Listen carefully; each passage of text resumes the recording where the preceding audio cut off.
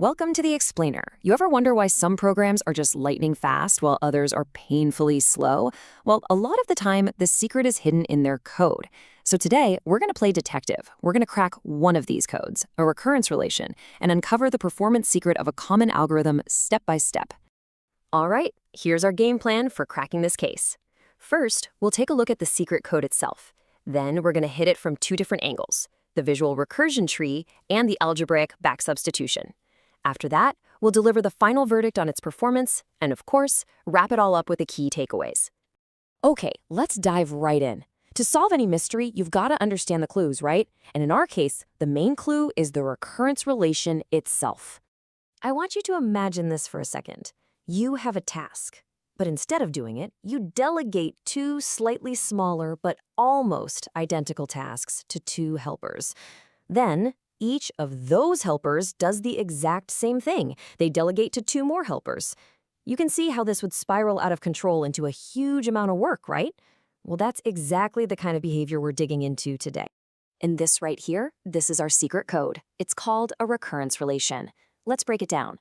T of n, that's just the total time it takes to solve a problem of size n. The 2t(n-1) part, that's our delegation. It's creating two new problems, each just a little smaller. And the +1, that's the tiny bit of work it does before passing the buck. Oh, and every good recursive code needs an escape hatch, right? That's our base case, t of 0 equals 1. It tells the whole process when to finally stop. All right, time for our first investigative tool, the recursion tree. This is where we get to actually visualize how this problem just explodes. It's a really fantastic way to see what's going on under the hood. So, at the very top of our tree, we've got the original problem, t of n.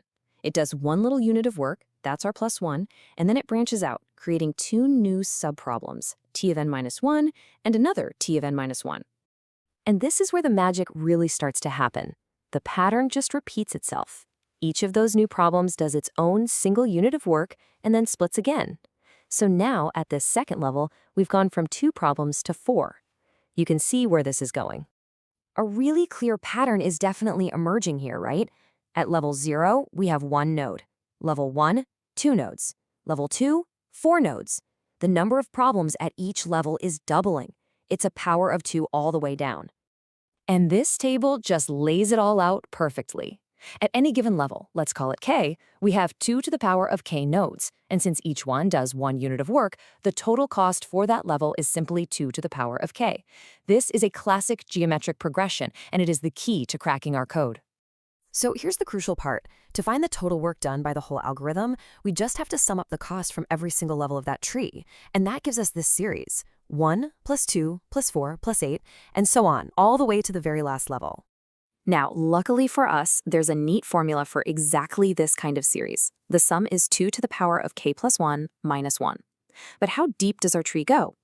Well, it stops when the problem size gets down to 0, which happens after n steps. So we just substitute n for k, and we've got our first piece of evidence. The total cost is 2 to the power of n + 1 - 1.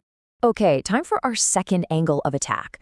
Any good detective always confirms their findings. So let's follow the paper trail with some algebra using the back substitution method and see if we land on the same results.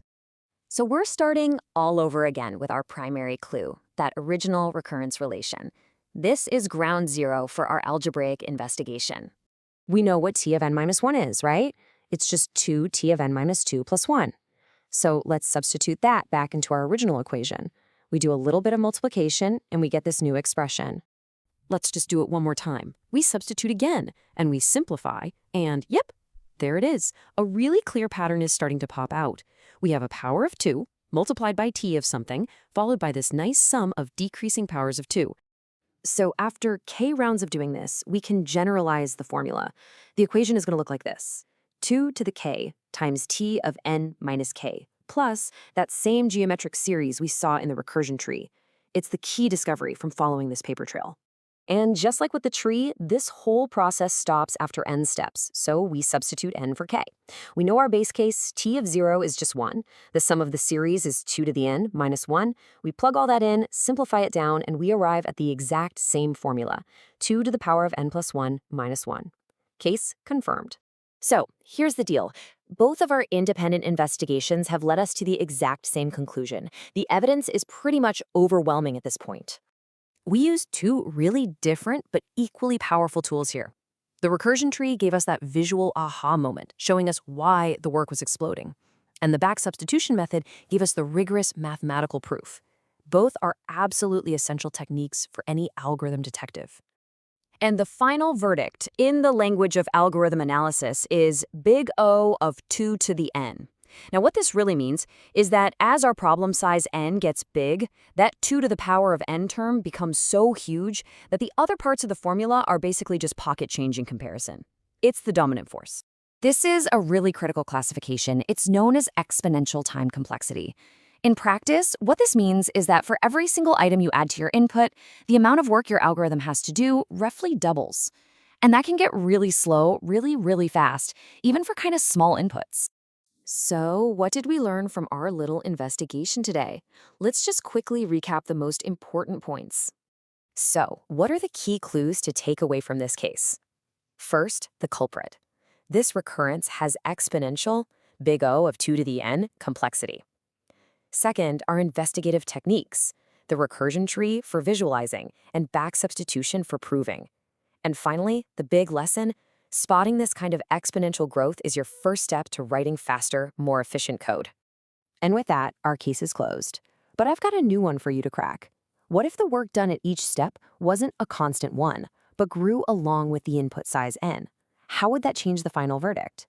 Use the tools we've talked about today and see if you can solve it. Thanks for joining me on The Explainer.